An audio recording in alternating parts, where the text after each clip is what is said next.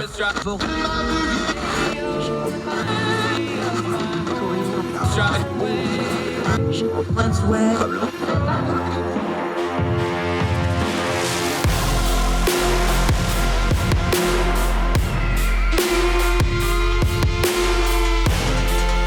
host, Andrew Donaldson.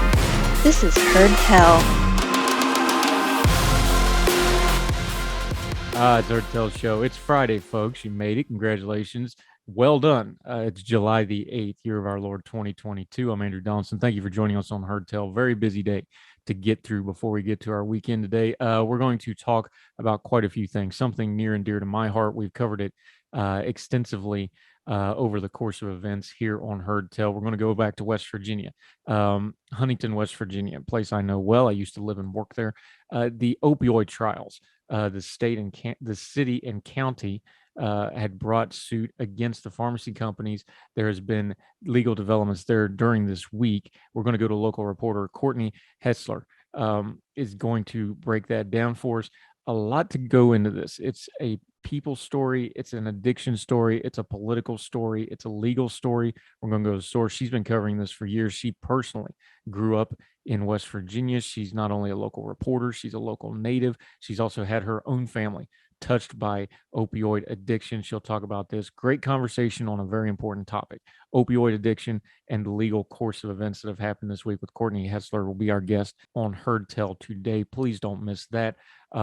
We're going to go overseas. We covered British politics a lot this week with the resignation of Boris Johnson. If you didn't miss our best of show from yesterday, we went back. We talk a lot about accountability on here, so we went back and replayed how we've covered it. You can listen for yourself, what we got right, what we got wrong.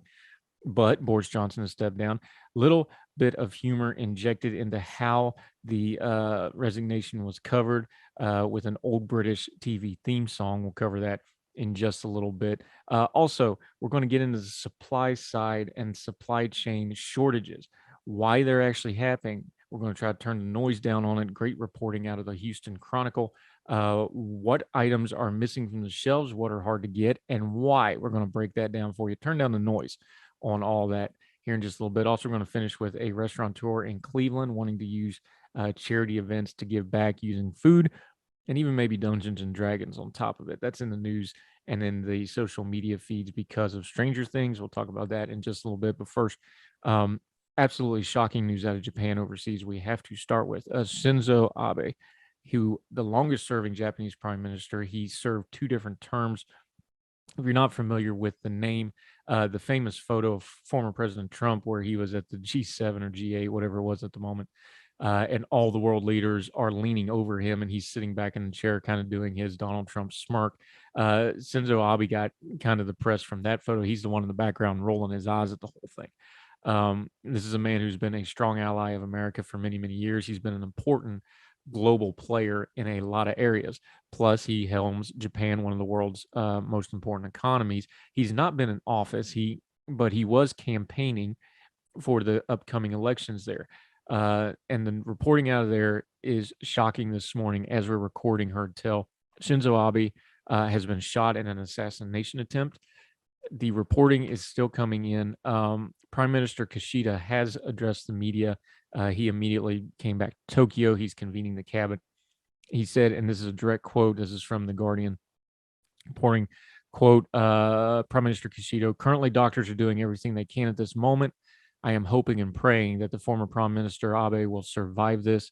He described the shooting as a heinous act. There is video. We're going to link to this in the show notes. The video is very graphic. I'll warn you of this. They have it on video. He's doing a campaign event. He's in kind of like an intersection in a city. This is a very public place. Man walked up to him and shot him. Now, this is shocking in Japan because they have some of the strictest gun laws in the world. Private citizens are not allowed to own firearms, especially handguns. We have a pretty clear picture of what we think the weapon was here. It distinctly looks like it was homemade. It's got 2 barrels, if you will. It's covered in wires on the back. It looks like electrical tape is holding this thing together. It is clearly a homemade weapon of some type. Former Prime Minister was shot twice. The reporting is in the left chest and in the neck. It does not sound good. The terminology, and of course, there's a language barrier here. The terminology that the first responders they talked to roughly translates to cardiopulmonary arrest. There are people who cover Japan and are experts in the Japanese language who say the specific terminology they're using for that would be that he doesn't have any vital signs. Now, he is in the hospital. They have not announced a death yet, but it sounds very, very, very dire. He's in critical condition is the official line, but none of this sounds good. A clear assassination attempt on an important world leader. Now, he's no longer in office, like we mentioned, but he was campaigning, and this is somebody who's been a big part of the world order for a very long time. They don't have motives on this, but it is something to keep in mind. Um, we know there's threats of assassinations. We know there's crazy makers out there. We know there's politically motivated people out there. We've seen plenty of violence in various forms over the years. This is a sad day. It is a shocking day, and it's something that's going to be very important to keep an eye on. Um, this is the worst fear of any country. When you set aside politics and culture and all the yelling, the worst fear of a country is for their leader to be assassinated. It causes chaos. It's bad for the order. It's a heinous terroristic criminal act. And it also puts to fear that if a world leader with all their security and all their power can be hit, nobody is safe. We all understand that, and human life is fragile. But as of right now, this is what we know about Abe.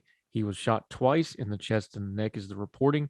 We know it was a homemade weapon, so it's hard to tell, what he was actually, the projectile was here.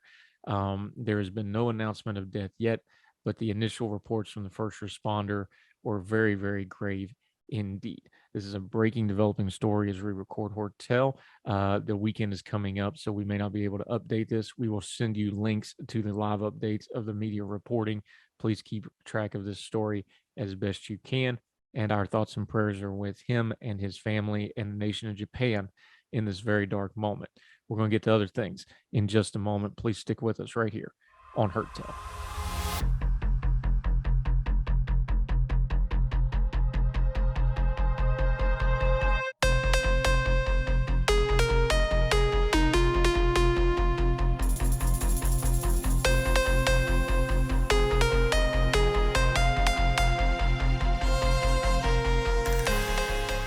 Welcome back to Heard Tell. Let's talk supply chain for a minute. We've talked about it, of course, over the course of events. The pandemic, of course, messed things up. We've talked about it with things like fuel. We've talked about things with the silly stuff like toilet paper, and more important things like the baby formula and like drugs and things like this.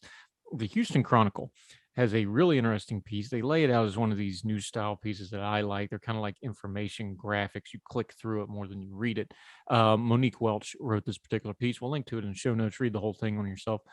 Shortages from supply chain issues have hurt these products and industries the most. And they go product to product and kind of talk about some of the things that are disappearing from the shelves and why. It's everything from foodstuffs to really important things like the baby formula thing, things like feminine hygiene products, to things like condiments. Let's start with the condiments. French's mustard, the ubiquitous and well-known yellow things of mustard for those of you that like mustard. I do not, but I won't judge you. Hot dog just needs ketchup. That's all it needs. We'll fight about that some other time. French's mustard.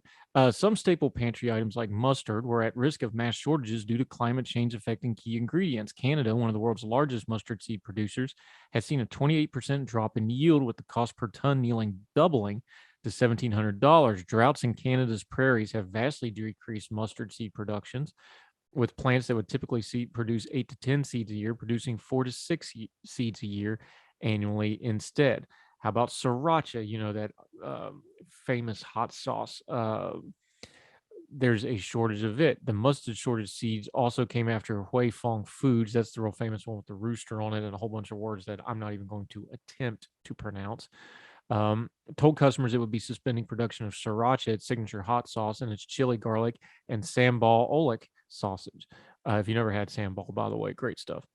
A drought in Mexico is causing the production suspension, Business Insider reported, affecting the yield of key chili peppers Haifong Inc. uses in its signature hot sauces.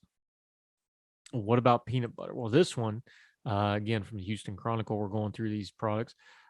It's been low in stock. It's not actually a supply chain issue. The peanut butter shortage is largely in part to just manufacturers announcing a voluntary recall in May over potential salmonella contamination. The recalls included 50 types of peanut butter, which have been linked to outbreaks across 12 states and have hospitalized 2 people. And of course, anytime you have news items like that, that's going to affect not only production, but also the product purchasing. I know when that happened first thing in our house, they all got thrown out, whether they needed it or not. Let's talk about feminine hygiene products, tampons. This shortage stems from a combination of staffing challenges at factories, transportation bottlenecks due to China's production lockdowns, and rising cost of key materials like cotton, rayon, and plastic used to make the products, manufacturers say. Meanwhile, the impact of inflation has hit these products in general. Inflation trackers say the price of things like tampons and other feminine hygiene products have surged nearly 10% over last year, according to NPR. Remember, we talked about baby formula on this program before. What happened out there? The beginning of this shortage goes all the way back to February 2022 when Abbott Laboratories recalled several defective brands. Abbott Labs also had to shut down a factory in Michigan after at least 2 babies died and 4 were hospitalized with bacterial infections. But it's more complicated than even that. There's regulatory issues here also because Abbott's shutdown was so bad because Abbott had the contract for WIC. And when you're the provider of choice for any kind of government program, that's going to affect other people's production and how they go about the market because it can't compete with the federal government. We had a lot of eggs in the Abbott basket and it burned us. But that was the baby formula thing. We know about that from earlier in the year when we covered it here on Heard Tell. Supplies worsened, back to the Houston Chronicle, when U.S. health officials warned parents mid-February not to use 3 popular powdered infant formulas because of the bacterial contamination. Despite baby formula's high out-of-stock rate, the overall retail price actually did not increase, according to Data Assembly. Since late last year, the average price remained $24 to $25. What about all those COVID products, hand sanitizers, masks, all that sort of thing? For weeks, back to the Houston Chronicle piece, shoppers had no luck finding hand sanitizers, disinfectant wipes, and other cleaning supplies. Products like rubbing alcohol used to make the do-it-yourself hand sanitizers pretty much vanished from the shelves. At the time, Clorox said its shortages of wipes would spill into 2021, and it did. The problem became so severe, the Alcohol Tax and Trade Bureau eased regulations for distilleries to produce and sell sanitizers. Once again, notice there's some regulation things. Folks, there's a little rule of thumb here. If you can waive the regulation in a crisis to get things moving, maybe we should look and see if we needed that regulation in the first place. Let's talk microchips. This is a big, big deal. This is greatly affecting automobiles and other things. I don't know if you noticed, but it's almost impossible to buy a used car at a good price right now because the prices are through the roofs. Houston Chronicle, a global shortage of microchips has upended manufacturers' ability to make everything from cars to computers to hearing aids. Sony blamed the shortage of its new PlayStation 5 on the lack of microchips. Whirlpool executives warned the chip shortage would hurt its ability to churn out appliances. Personally, I don't buy any washers or dryers that have microchips in them because they don't last so long, but your mileage may vary. Caterpillar, the heavy equipment manufacturer, officials said it could affect the company's ability to deliver heavy machinery, and rapid production of COVID vaccines only ate more of the global supply of silicon, affecting the supply of chips, experts told the Chronicle. This microchip shortage then led to another shortage in cars, both new and used. This brought higher vehicle prices, with more consumers paying MSRP or prices well above sticker. Pre-owned vehicle prices jumped 40% in a surge in demand. The inventory shortage also pushed manufacturers to take unprecedented steps like implemented strict limitations on trading in a lease vehicle or prohibiting third-party buyouts to get more cars back to their dealerships. 40% increase in used car prices. You put that with the fuel prices, you have yourself a transportation crisis, folks. Let's talk food. Chicken wings.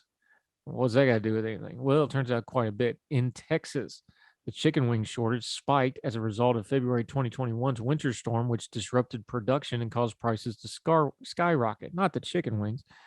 There were no shortages of chicken breasts, tenders, or boneless wings, however. Boneless wings are nuggets. I will fight you on this. There's no such thing as a boneless chicken wing. It's chicken nugget. Anyway, lumber. This is a big one. I told you on this program, I had some fencing quoted, and the guy told me they don't even quote wooden fencing right now because it's way too expensive for most folks, and it would take them way too long to get the products to do it. So they simply quit quoting it. We had our friend Jericho Hill on talking about he's doing some home improvement projects, and it's scheduled out like 18 months in advance trying to get lumber. Anyway, lumber, Houston Chronicle. Demand for lumber and prices rose as the pandemic drove people to seek new homes with backyards or upgrade their outdoor spaces like decks, pergolas, and she sheds. At the time, nation's dwindling sawmill capacity diminished after the housing bust of 2008 held back supply. Between the beginning of March 2020, which was the COVID shutdowns, and the beginning of May 2021, when the vaccines started really hitting, futures for lumbers more than quadrupled, topping $1,670 per thousand board feet. The list goes on. We touch on the toilet paper again. Read the whole piece in the Houston Chronicle. But remember, when you have a shortage on the shelf, what's one of our founding principles here on Heard Tell that we use? Turn down the noise of the news. Things do not happen in a vacuum. They happen in a sequence. Notice every single one of these has some kind of sequence, either an event or regulation or a combination thereof that causes these things. And it's important to understand why they're happening and not just overreact to them. More Heard Tell right after this.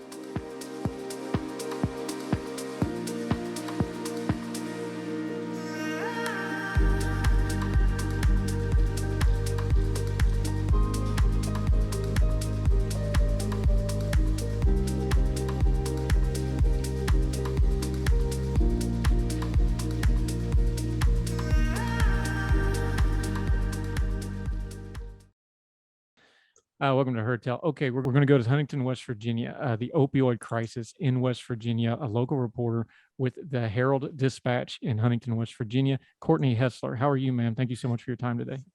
I'm doing pretty good. Thanks for having me, Andrew. Let's start bigger picture, though, because these things, what happens is we start talking data and we start talking buzzwords and we start talking stereotypes, and everybody kind of loses perspective of what's going on. Tell people who don't know, I've lived and worked there, you're from there. Talk about the people and the city of Huntington and kind of put a human face on it for me.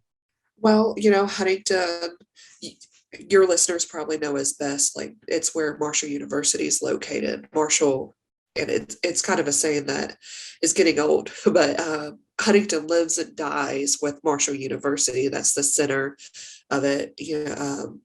Your listeners have probably heard of it from We Are Marshall, the major motion picture. But Huntington was built on the Ohio River. It's an industrial town, or it was. And as those jobs declined, so has our population. And we're kind of seeing an effect from that. West Virginia has a history of really hard-hitting jobs, labor jobs. And because we work hard, our body hurts more. And because of that, we've had to turn to medical help. And that's all started with opioids being prescribed. It goes back to the Slackler family and Purdue Pharma and their promotion of opioids. In about 2007, a flood just started, is how people are describing it, of opioids being sent into our area. Over a 7-year period, 7 or 8 years, Huntington received about 80 million pills from just 3 opioid distribution companies, AmerisourceBergen, McKesson, and Cardinal Health. And that the flood just continued to increase until 2012, when the DEA really caught on, and the regulation belts were tightened more, and the drastic increase to their legal doctor prescriptions to turn to illicit drugs on the street. And that was 2012. We're 10 years later, and we're still suffering. Overdoses continue to rise each year. We did get some headway before the crisis started, the pandemic started, but because the pandemic cut off so many connections, personal connections that have been made to get people the help that they needed, that really just caused it to aggravate again. So we're sitting here today, and our people are suffering, our people are still dying, and we really just have no end in sight. What was it about this particular area? Because like you said, there was other parts of the country down in the coal fields. I know Oceana was a hot spot for this, where you got, I forget, someone got, you have a town of 2,000-3,000 people, and they had hundreds of thousands of these pills thrown in there. Yeah. Was there a particular reason for this area that ever came out, either in the trial or in the supposition or just in some of the reporting y'all have done? Why Huntington? It's a smaller Right. size city. is there a specific reason why? I know you went through the background of West Virginia, and some of that comes from kind of the mining and the mill. There's an old, huge steel producing area there between there and neighboring Asheville to Kentucky. Why Huntington, though? What made this such an epicenter for all of this? It's so multifaceted. Like it's ridiculous. You could account for anything, but one thing that really stuck out to me in the complaint that the city of Huntington and Cabell County had filed against the opioid firms, one line really stuck out to me, and I can't remember the specific number, but it was about the marketing practices of Purdue Pharma and their marketing consulting company, McKinsey, and it was something like the Huntington and Cabell County area received it was like 30 times the amount of marketing that other areas received. So for every dollar that was going into opioid marketing in other communities, in our area, it was like 30 times that. And I really think that that's what it goes back to. So the theory on this was, it got kind of interesting and got the national attention. What you've been reporting on for the last few years is Huntington and Cabell County, which Huntington's in Cabell County, it's by far the majority of the population. They decided to kind of do this novel thing where they went out on their own and went to court against the pharmacy companies, the big three pharma, they call them. What was the thought process for there? I know the model was kind of the tobacco settlements of years past, but locally, what was the thought process of they going, hey, we're going to go this alone and try this novel approach? Well, for Huntington and Cabell County, I've really come to the term like Cabell County and Huntington kind of walked. So the 2,500 plaintiff cities and counties who have joined in similar claims nationally could run. So they were on the forefront. They were one of the first lawsuits that were ever filed. And I think it all comes back to a local attorney called, his name's Paul T. Farrell Jr. His dad's a circuit court judge here too. And he just had this notion that he was sick of it and he wanted to do something about it. And he might be one of the smartest people that I ever know. Like I can barely comprehend his mind or his thought processes. It's brilliant, but he was sick of it. He knew his town and his hometown was hurting, and he wanted to do something to fix it. And we just got lucky enough that he's from here, and this is where he wanted to start his journey. Yeah, Courtney Hessler from Huntington joining us, a reporter, fine journalist. Make sure you're following her. Her information's on the lower third there, and we're going to link to these pieces in the show notes. Okay, they took it to trial, the big three pharma. This has been a long, arduous process. There's multiple, I don't want to call them side cases, but when you have a case this big, people join it. Some parts of it have been split off. There's been some judicial review things where they've had to split it off into different cases. But over the 4th of July weekend, we had kind of a big deal ruling that got a lot of attention, might have got lost to some folks because of the holiday. Just walk it through us for a minute, though, because one of the major pieces of what they were shooting for here, the judge basically struck down. Yeah. So last year, Huntington and Cabell County became the first to go to trial in those 2,500 cases or so against the distributors in federal court. It lasted all through last summer. It was months long. And every single detail about how the opioid epidemic started and how it got to where it is today was shared. And it ended in the end of July, and we hadn't heard anything since. And the judge, late 4th of July, he dropped the opinion on it that essentially ruled against the plaintiffs in every single aspect that they had claimed. They claimed that the distributors had blindly just shipped pills in without doing their due diligence to check records, pharmacy records, that they promoted this, that they encouraged it. They just turned a blind eye because they were going to be profiting off of it. And the judge just disagreed with them completely. He said, it's really sad that our state's facing this, that the country is facing this, but the public nuisance law does not protect us from that.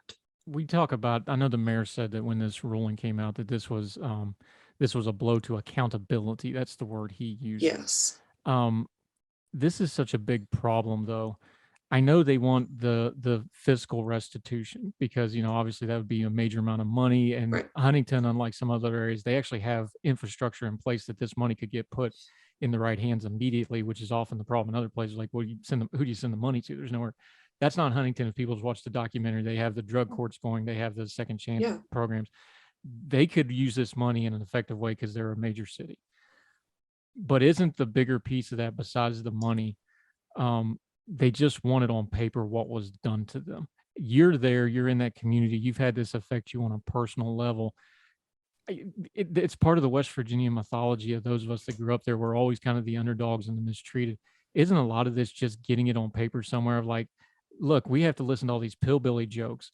This Yeah. was done to us. This wasn't something we chose, and we want it on paper and we want it on the record for posterity.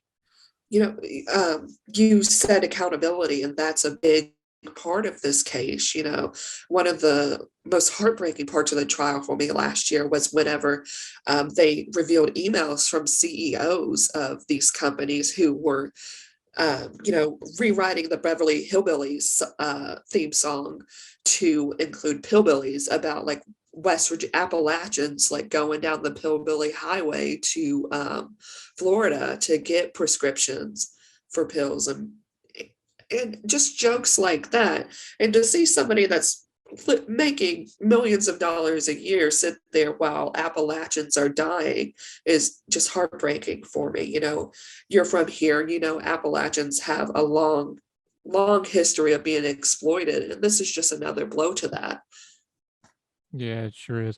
Yeah. Courtney Hessler joining us. She is from the Hearld-Dispatch in Huntington, West Virginia. Great local reporter talking about the court cases, the opioid crisis, putting a familiar face and name to it. We're going to talk more about that pillbilly thing in just a second. Also, we're going to go through some of the stereotypes. Even though this court case got complicated and they didn't get to find it, there's some really important information that came out in this case. Yeah. We're going to detail that with her. We're going to take a quick break, return, continue with her on Heard Tell right after this.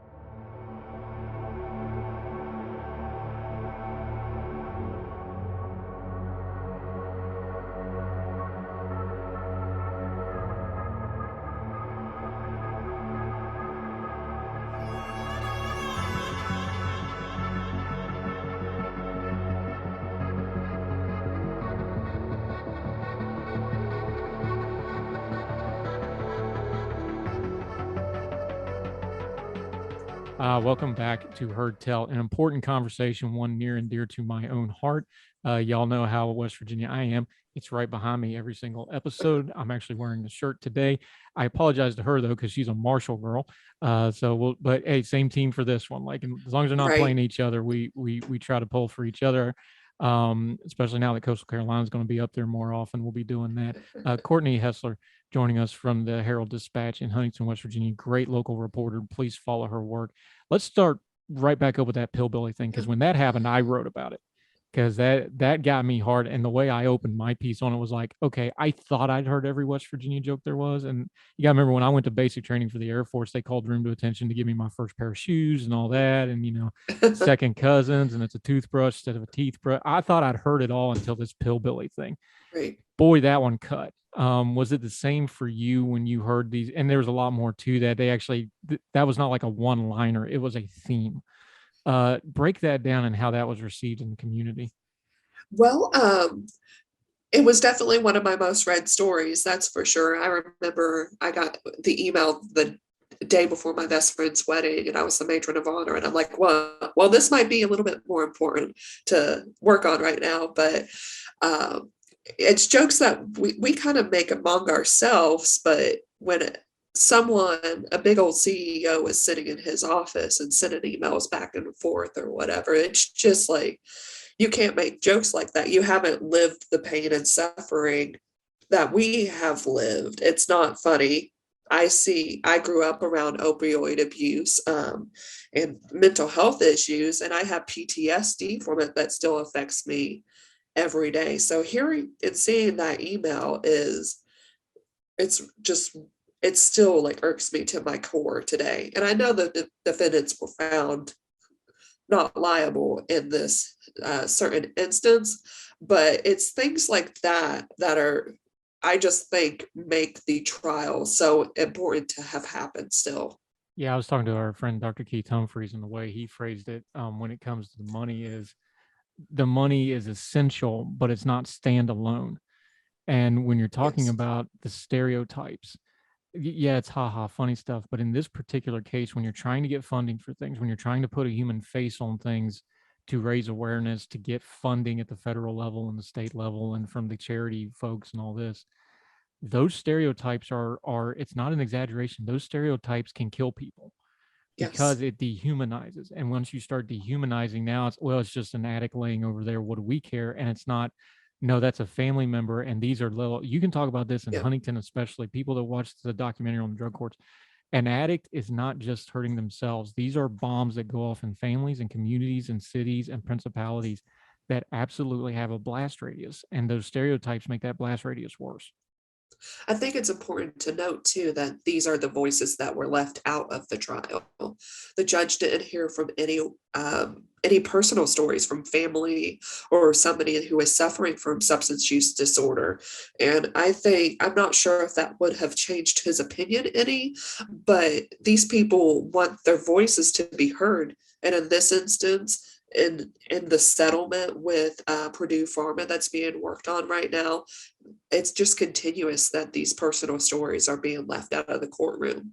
I understand legally why they have to do things like that. But when you did the reporting on this, when you talked to lawyers, when you talked to the people that have actually been in the courtroom for this thing, were they surprised by this? Was it kind of out of nowhere? Some people are reading into the fact that he did this over the 4th of July weekend because obviously, the publicity on this was going to be hot. What was the overall reaction from the people, not just the public, the legal people, the folks that actually know how these things go? Well, I can't get any of the attorneys to talk to me. So I think that's because they have confidentiality contracts signed and all that. But I do know that in my discussions with them over the last year, they've all been feeling positive about it. They felt like it was going to be a great outcome for them. They weren't sure what the amount of money was going to be, but they really felt like they left it all on the table. Now, I don't think any good attorney knows that nothing is for certain. So they had to think that this was a possibility to have happened, but I don't think that any of the attorneys I've talked to felt like there was any more that they could have presented to the judge. Yeah, now that's the criminal trial, or the civil trial. That's the legal side of this. You brought up something in your tweeting as you were kind of summarizing the last few days as you processed all this. You have to talk about the government side of this. We've talked about the community. We've talked about the legal part of this.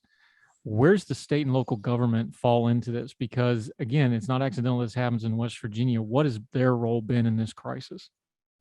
Well, our state attorney general, Patrick Morrissey, has his own cases going.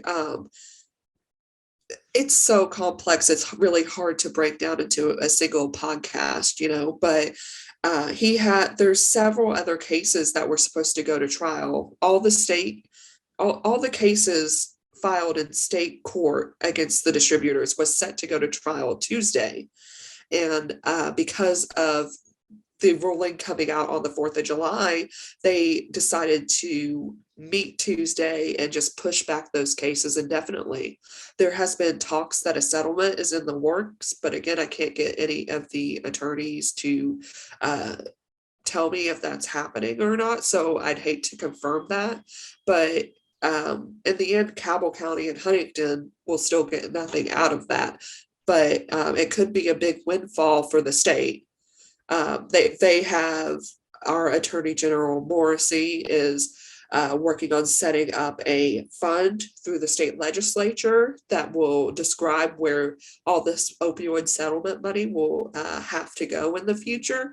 And that way, like back in the 90s, when there was the tobacco settlement that it was a very large settlement that was supposed to help people stop smoking cigarettes. It went to fix roads or infrastructure issues. So at least we have something like this in place that will make sure that the opioid zero of money goes toward actually helping people with substance use disorder and their families. The other part of this was that even though this may not be the successful conclusion to some of these court cases, a lot of folks think the information that has come out of this, Yes. there's other defendants and plaintiffs. There's going to be more cases. We already talked about this has kind of been a shattering windshield thing where we chipped it and now there's all these branches going off.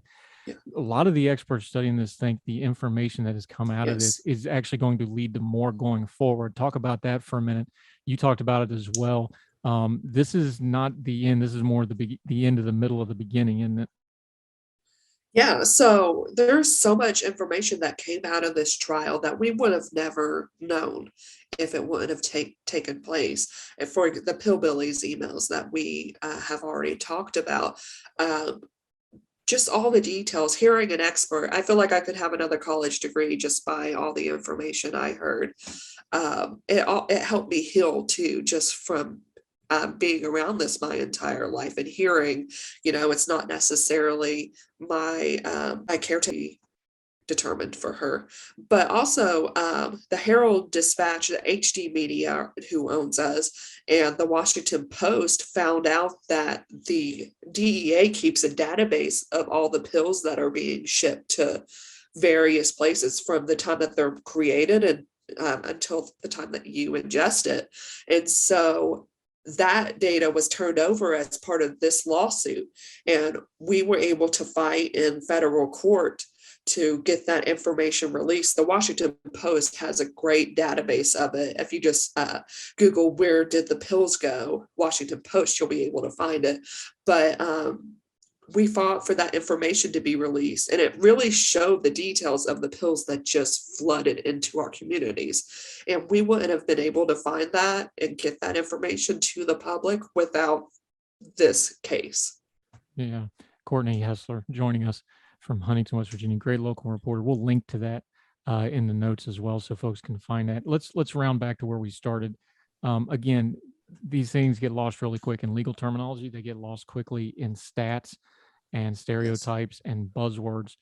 Let's go back to that personal face of this. You've made no bones in your public media and your writing how personal this gets for you.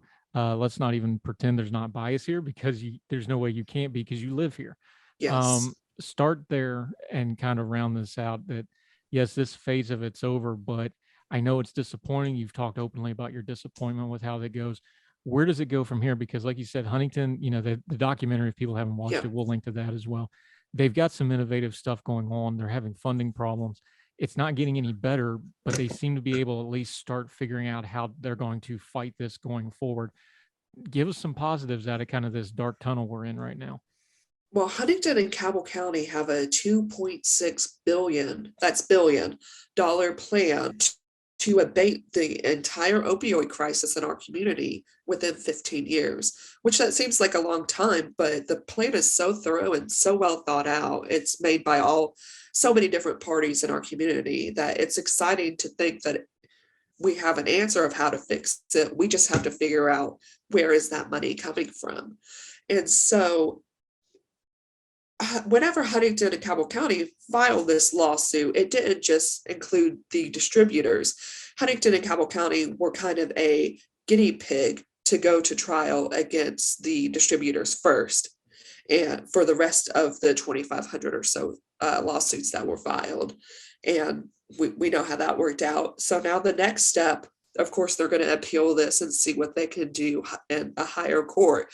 But they still have lawsuits pending against doctors who prescribe the medicine, many of who have died already. They have lawsuits against manufacturers, pharmacies, and just everyone from the bottom up who was involved with starting and fueling this crisis. Yeah. Courtney Hessler, great reporter. Let folks know where they can follow you. We're going to have you back on the show real soon with some of your other local reporting. Maybe we can talk some Marshall football when that goes down. We're getting a new baseball stadium. That'll be kind of cool. Yeah, I'm really excited about that. Yeah, long needed. And that old CSX yards was an eyesore. That was kind of the dead spot when you drove past the football stadium and tried to get to the rest of town. We'll get you back on. Until we have you back on the program, though, let folks know where they can follow you. Let them know where they can follow the paper, and let them know where they can follow you on social media.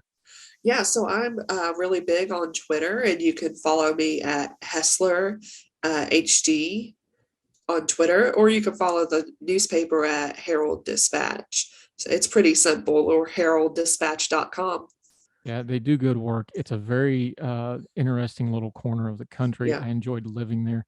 Marshall's a great school. We give it a little hard time when you the old joke, of course, is WVU was the state school, Marshall was the private school. It's a lot different now than it used to Right. be, Yeah. but a healthy, friendly, brotherly rivalry. Nothing Right. wrong with that. Courtney Hessler, thank you so much for the time today. I know it's a dark topic. Sometime Yeah. when you're writing on something uplifting, let us know. We'll make sure to get you on that and balance it out. Yeah. But thank you so much for the time today. Really appreciate it. Yeah. Thanks for having me, and I can't wait to be back. Yes, ma'am. Thank you.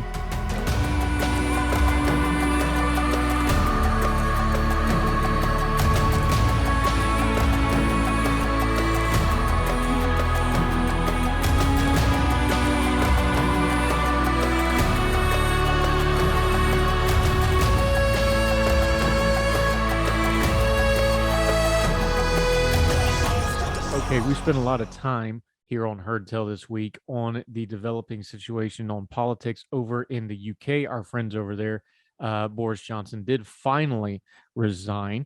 There's a thing that happens over there, though, right outside of Westminster, where Parliament sits. They go outside and do interviews, same as like they do in Washington here. There's a green space kind of across the street from Westminster. They'll go out there, and the members of Parliament or whoever the case may be, they will do their live shots right there and do their interviews. Well, this is a little lighthearted note because we've been covering that very heavy topic all week. Actor Hugh Grant sought a little humor in response to British Prime Minister Boris Johnson's announcement Thursday. This is from CNN Overseas. Grant posted a tweet tagging a well-known protester and activist, Steve Bray, on Thursday, subtly suggesting he play the theme song to the British comedy series The Benny Hill Show. And most people will know. If you don't, you can go YouTube it real quick, or you can hit the link in the show notes. That theme is pretty universally understood as being very farcical. It's played usually, the famous scenes, of course, was him running from the police in his underwear and crazy stuff like that. I'm not going to sing it for you, but you get the idea. So what happened, Bray, as it happened, had a speaker, and he had the ability to do it. So they started doing it. So they started playing it at very high volumes outside. The effect was every time one of these members of Parliament or somebody else went to do their interview, whatever they were saying was backdropped by the Benny Hinn thing. So while they're saying their spin and their political talking points, you get the Benny Hill theme song in the background. Pretty funny stuff. Well played, sir. Grant, of course, has his own issues, but on this particular topic, I thought this was fun. They managed to pull out something humorous in an otherwise dark situation. The public and the internet is always undefeated, and this was a cool little twist on it. More Heard Tell right after this.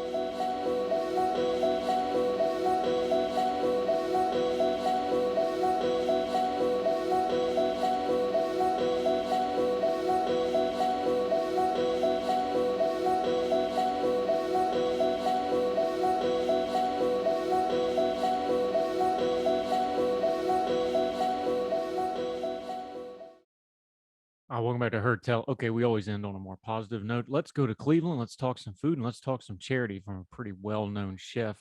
Cleveland, Ohio. This is from cleveland.com. Will Burke's Revival Social Dinners looks like it's getting a revival of short. Boy, that sentence wrote itself.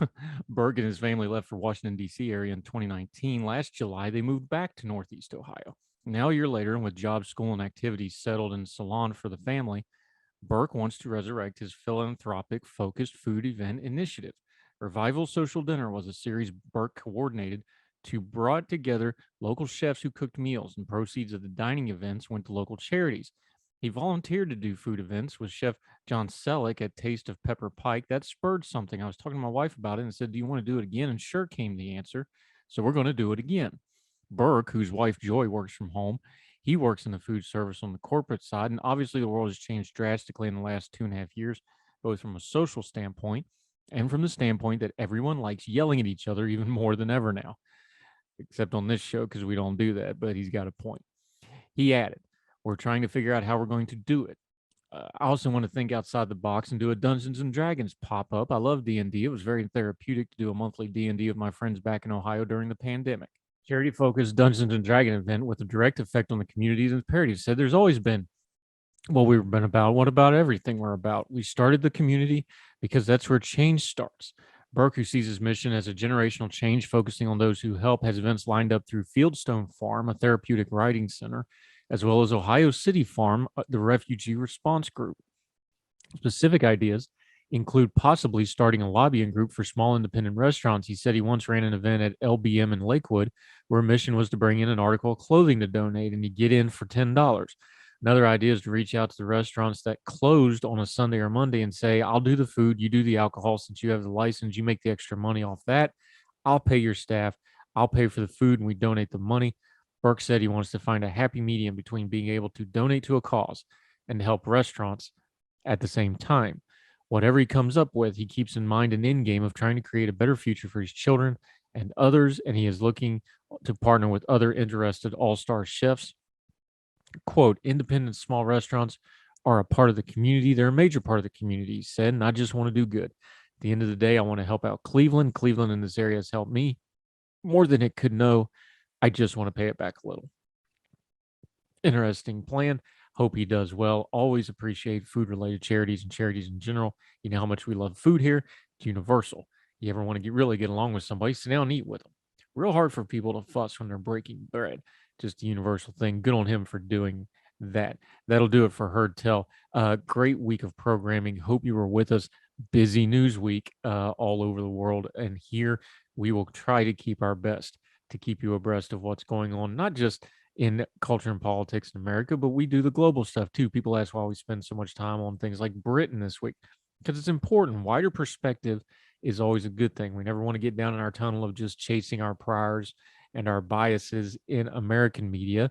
That wide perception is vital. It's a great big world out there. We want to make sure we're keeping abreast of as much of it as possible. So you can keep abreast of us through all kinds of platforms. If you're listening on iTunes, Spotify, the podcasting platforms, if you're watching on YouTube, if you're watching on Facebook through our radio partner, BigTalker.live. If you're listening on their excellent app, you can listen to the audio or the video portion both. Make sure you download their app. It's a great product. Also has great things like the overnight music features.